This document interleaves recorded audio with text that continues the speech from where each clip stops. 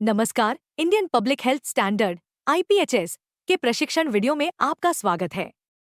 वर्ष 2022 में एनएचएसआरसी, स्वास्थ्य और परिवार कल्याण मंत्रालय, भारत सरकार द्वारा Indian public health standard (IPHS) को संशोधित किया है। इसका उद्देश्य देश में लोक स्वास्थ्य सुविधाओं की गुणवत्ता का आंकलन और सुधार करना है। आईपीएचएस मानकों के अनुसार स्वास्थ्य सुविधा का आंकलन करने के लिए एंड्रॉयड मोबाइल आधारित एप्लीकेशन विकसित किया गया है। यह सभी प्रकार की स्वास्थ्य सुविधाओं का मानकों के आधार पर आंकलन करने की सुविधा प्रदान करता है। सबसे पहले हम समझते हैं कि हम इस एंड्रॉयड एप्लीकेशन को इंस्टॉल कैसे करेंगे। यह बहुत आसान तरीका है। जैसे आप अन्य एप्लीकेशन इंस्टॉल करते हैं, वैसे ही आपको गूगल प्ले स्टोर पर जाना है और ओडी कलेक्ट एप्लीकेशन सर्च करके इंस्टॉल करना है। जब आप एप्लीकेशन खोलेंगे, पहली स्क्रीन पर configure with QR code button press कर आपको दिया गया क्यूआर कोड स्कैन करना है। क्यूआर कोड स्कैन होते ही आईपीएचएस एप्लीकेशन आपके सामने होगी। यहाँ पर स्टार्ट न्यू फॉर्म फोल्डर का चयन करते ही यह 4 बिंदु आपके सामने होंगे।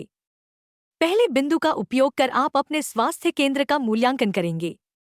दूसरे बिंदु का उपयोग कर प्रस्तुत किए गए मूल्यांकन का स्कोर फैसिलिटी असेसमेंट रिपोर्ट से प्राप्त कर सकते हैं। तीसरे बिंदु में सभी प्रकार के स्वास्थ्य केंद्र के खाली फॉर्मेट प्राप्त किए जा सकते हैं, जिसका उपयोग पेपर पर डाटा संग्रहित करने के लिए कर सकते हैं। चौथे बिंदु का उपयोग कर एप्लीकेशन चलाने में आ रही कठिनाइयों हेतु सहायता प्राप्त कर सकते हैं।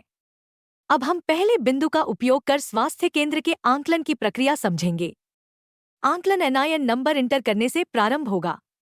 वही एनआईएन नंबर जिसका उपयोग आप एचएमआईएस पोर्टल पर करते हैं। सही नंबर का उपयोग करते ही आपके स्वास्थ्य केंद्र की जानकारी प्रदर्शित होगी।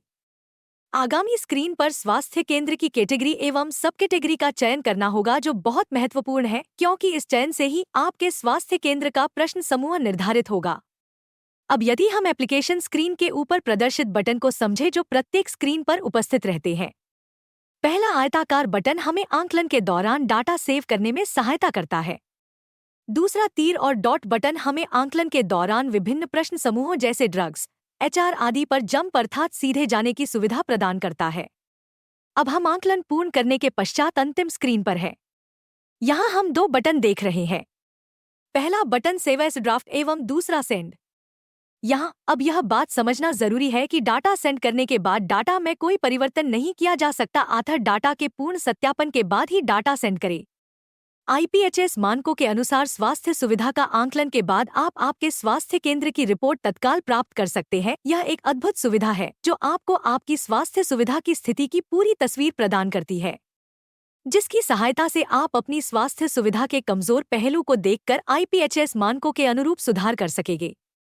यह दूसरे बिंदु डाउनलोड फैसिलिटी असेसमेंट रिपोर्ट से प्राप्त की जा सकती है। बड़े अक्षरों में टोटल स्कोर दिया गया है, उसके पास ही 6 प्रमुख मानकों की प्रतिशत में उपलब्धि प्रदर्शित की गई है। यदि और गहराई से देखें तो सभी प्रमुख मानकों की विस्तृत स्थिति प्रदर्शित की गई है।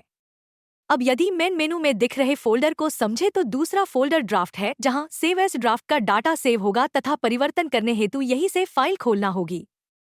तीसरा फोल्डर रेडी टू सेंड। यदि इंटरनेट नहीं है तो इस फोल्डर में डाटा रहेगा। इंटरनेट उपलब्ध होते ही सेंड हो जाएगा और चौथे फोल्डर सेंड में दिखाई देगा। तो साथियों, इस तरह आप आसानी से और सफलतापूर्वक अपने स्वास्थ्य केंद्र का आईपीएचएस मानकों के आधार पर आंकलन कर सकते हैं। धन्यवाद।